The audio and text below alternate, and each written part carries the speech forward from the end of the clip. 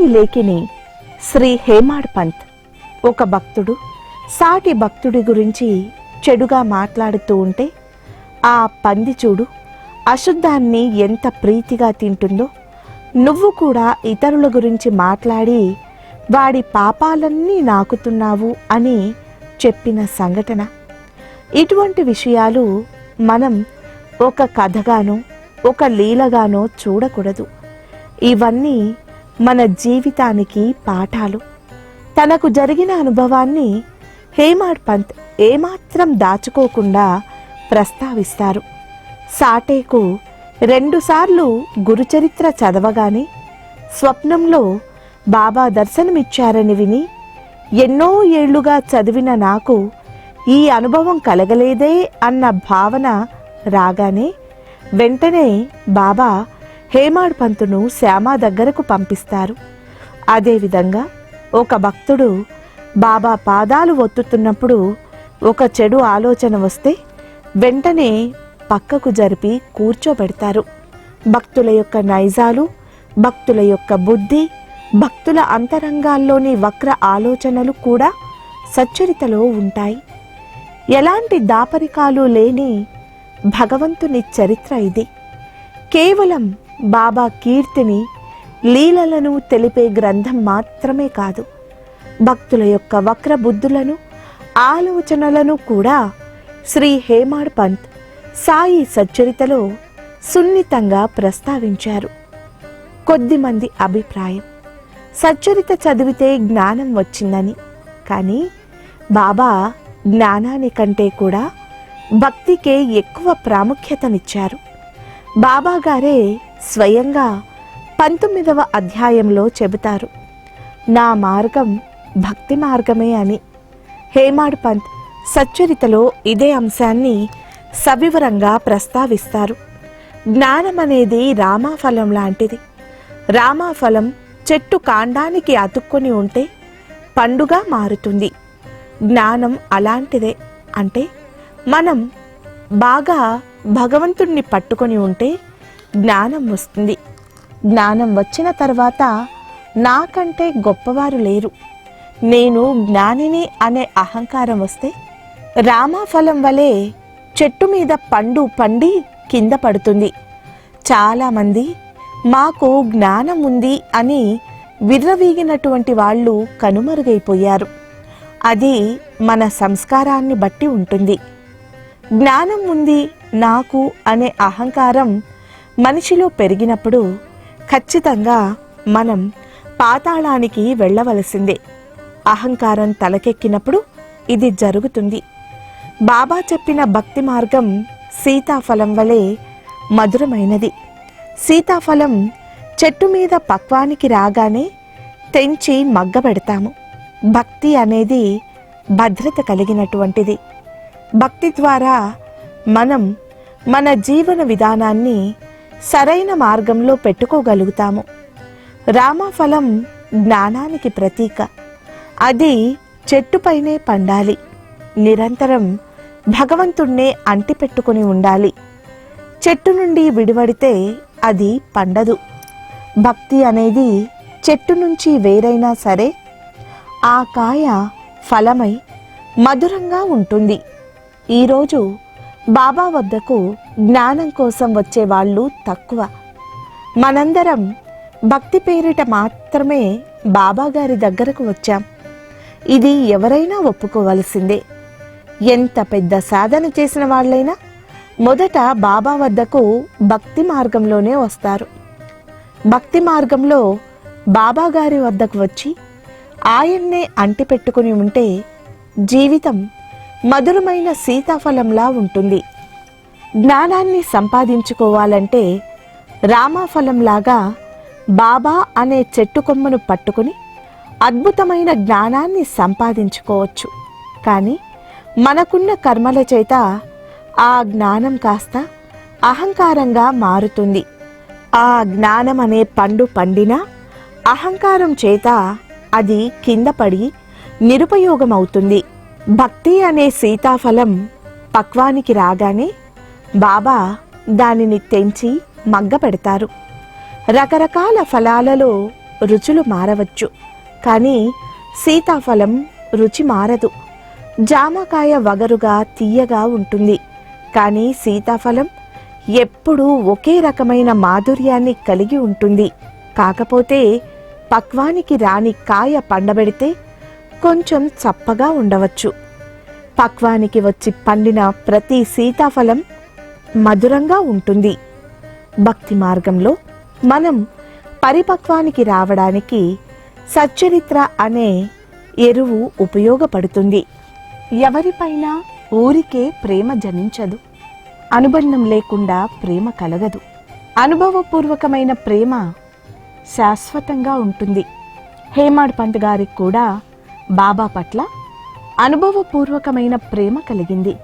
తన తొలి దర్శనంలో బాబాగారు గోధుమలు విసిరి ఆ శుతిమెత్తని పిండితో కలరాజాడ్యాన్ని తరిమిన లీలను చూశారు. గోధుమల లీలలో అద్భుతమైన పద ప్రయోగం చేశారు హేమాడ్ పంత్. అక్కడున్న జాడ్యం కఠినమైనది, చాలా భయానకమైనది. దానిని బాబా ఎంత శృతిమెత్తగా తరిమారన్న దానిని అద్భుతంగా ఆవిష్కరించారు. ఒక సామెత ఉంటుంది, ముళ్ళును ముళ్ళుతోనే తీయాలి, కానీ బాబా ముళ్ళుని కూడా పువ్వుతో తీయగలరు. ఎంతో కఠినమైన జాడ్యాన్ని అయినా సరే ఎంత శృతిమెత్తగా దాన్ని పంపించవచ్చు అనే గోధుమల లీల హేమాడ్ పంత్ హృదయంలో నాటుకుపోయింది. శ్రీ సాయి సచ్చరిత మొదటి అధ్యాయంలో 77వ ఓవి నుంచి 84వ ఓవి వరకు మనం చదివితే హేమాడ్ పంత్కు కలిగిన అనుభూతే మనకు కలుగుతుంది. బాబా దగ్గరికి చేరుకున్న వారికి మొదటి దర్శనం, మొదటి చూపులో ఎటువంటి అనుభవం కలుగుతుంది అనే దానిని హేమాడ్ పంత్ చాలా చక్కగా వివరించారు. బాబాను మనం తొలిసారి దర్శనం చేసుకున్నప్పుడు ఎంత ప్రేమ మనలో ఉప్పొంగుతుంది అనేది సచ్చరిత్రలో ఆవిష్కరించారు. ఎన్ని తరాలు మారినా మారని భావన అది. అందుకే సచ్చరిత్ర సజీవమైనది. 77వ ఓవిలో ఎంత అద్భుతంగా రాశారు అంటే, సాయిబాబా అనుగ్రహించిన నాటి నుండి ఇక నాకు ఆయన ధ్యాసే తప్ప భవభయ విషయాల గురించి తపించాల్సిన అవసరం నాకు లేకుండా పోయింది. ఇది 100% వాస్తవం. మనం కోరికల కోసం బాబాను చేరుతాం. బాబా కోరికలు తీరుస్తారు. కోరికలు తీరిన తర్వాత మనం ఎందుకు బాబాను వదిలేయం? ఆ కోరిక తీరిన తర్వాత ఇంకా బాబా పట్ల మనకు అమితమైన ప్రేమ ఎందుకు కలుగుతుంది? ఎందుకంటే హేమాడ్ పంత్ వారి స్వీయ అనుభవాన్ని రాసినట్లు మన స్వీయ అనుభవం కూడా అదే. ఎప్పుడైతే సాయి మనల్ని అనుగ్రహిస్తారో ఇక అనునిత్యం ఆయన ధ్యాసలోనే ఉండిపోతాము. బాబా గురించి ఎవరైనా మాట్లాడుతుంటే విషయాలను మరింత తెలుసుకోవాలన్న ఆతృత, బాబా భజనలో కూర్చుంటే ఒక పాట అయిపోగానే వచ్చే పాట ఇంకెంత మధురంగా ఉంటుందా అని ఎదురు చూస్తాము. హేమాడ్ పంత్ అనుభవించిన, ఆస్వాదించిన మరొక అద్భుతమైన విషయం, నాకు వేరే జపతపాలు ఏవీ లేవు. మిగతా జపతపాలన్నీ మానేసి సాయి యొక్క శుద్ధ సగుణ స్వరూపాన్ని ధ్యానించడమే నా పని అయింది అని చెబుతారు. ఈరోజు మనందరం కూడా అంతే కదా. ఎక్కడెక్కడో తిరిగి అలసి సొలసిన తర్వాత బాబా పాదాలు పట్టుకున్నాక మనం ఇంతకు పూర్వం చేసిన జపతపాలన్నీ కూడా వదిలేస్తాము. ఆ తర్వాత బాబాను నఖశిఖ పర్యంతం చూస్తూ నిరంతరం ఆయన ధ్యాసలో ఉండడమే మన పని. ఇలాంటి అద్భుతమైన అనుభవాన్ని హేమాడ్ పంత్ పొందారు అనే భావనను ఇప్పుడు మనం కూడా అనుభవిస్తున్నాము. బాబాను ఆశ్రయించిన తర్వాత బాబా రూపం, నామం తప్ప ఏ నామాన్ని, రూపాన్ని కూడా మనస్ఫూర్తిగా ధ్యానించలేము. రామేశ్వరం వెళ్ళినా, కాశీ వెళ్ళినా మన హృదయాల్లో సాయి సాయి అనే నామమే ఉప్పొంగుకుంటూ వస్తుంది. ఇది బాబా సహచర్యంలో మనం పొందే అనుభూతి. సచ్చరిత్ర ఆవిర్భావం నుండి ఇప్పటి వరకు వ్యక్తులు మారారే కానీ అనుభవము, భావము, తన్మయత్వం అంతా ఒకటే. ఈరోజు మనం అనేక బాబా మందిరాలు నిర్మించుకున్నాము. షిరిడీకి వెళ్తే బాబా గారి అందమైన మోము, బంగారు సింహాసనం ఇవన్నీ వైభవంగా కనిపిస్తాయి. ఆ రోజు హేమాడ్ పంత్కు మసీదులో మాసిపోయిన గడ్డంతో, చిరిగిన వస్త్రంతో ఉన్న బాబాను చూస్తే కలిగిన భావం మహాద్భుతం. అందాలొలికే సాయి మోమును చూసిన తరువాత హేమాడ్ పంత్కు ఆకలి దప్పులు హరించుకుపోయాయట. ఈ రోజుకు మనకు అదే అనుభవం కదా. మన ఇంట్లో బాబా ఫోటోలో అందాలొలికే సాయి మోమును చూస్తూ కూర్చుంటే సమయము తెలియదు, ఆకలి దప్పులు తెలియవు. ఈ అనుభవాన్ని మరింత బలపరిచేందుకు తల్లి తాబేలు కథ రాస్తారు హేమాడ్ పంత్. తల్లి తాబేలు తన పిల్లలకు పాలు ఇవ్వడం కానీ, ఆహారాన్ని సమకూర్చడం కానీ ఏమీ చెయ్యదు. ఒక ఒడ్డున తల్లి తాబేలు, మరొక ఒడ్డున పిల్ల తాబేలు ఉంటాయి. కేవలం కంటి చూపుతోటే తల్లి తాబేలు బిడ్డలను పోషిస్తుంది, లాలింపును, ప్రేమను పంచుతుంది. మనకు కూడా ఈ జగత్తులో ఏమి ఉన్నా లేకున్నా బాబా ప్రేమ ఉంటే చాలు అనిపిస్తుంది.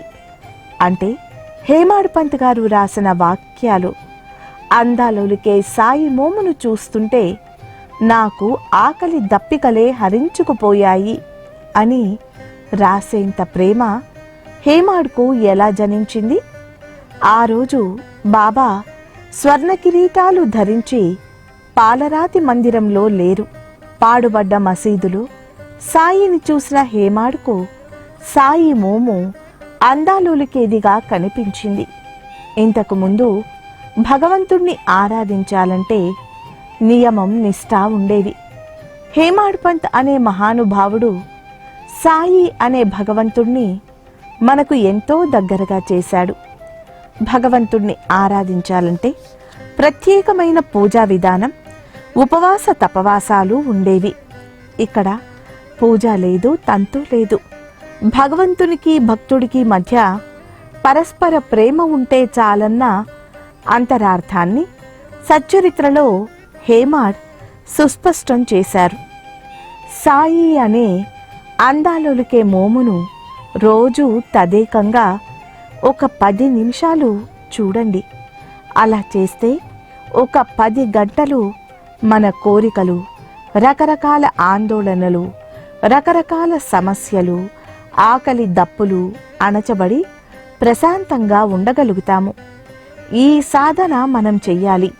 సచ్చరిత్రలో హేమాడ్ పంత్ రాసిన ప్రతి అక్షరం మన జీవితంలో బాబాతో మన సహచర్యం ఎలా ఉండాలి, బాబాను చేరిన తర్వాత ఎంత దివ్యమైన అనుభూతి మనం పొందుతున్నాము అనే విషయాలు పామరులకు అర్థమయ్యేలా పొందుపరిచారు.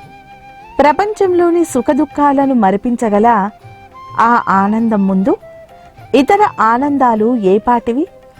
సుఖదుఖాలను మరిపించగల ఆనందం బాబా దగ్గర ఉంటుంది అని శ్రీ హేమాడ్ పంత్ స్వీయ అనుభవం. నేడు మనం కూడా ఇదే అనుభూతిని పొందుతున్నాం. ప్రపంచంలో సుఖదుఖాలను మరిపించగల బాబా ఇచ్చే ఆనందం ముందు ఇక ఇతర ఆనందాలు తుచ్చమైనవే కదా. హేమాడ్ పంత్ చెప్పిన ఈ మాట అక్షర సత్యం.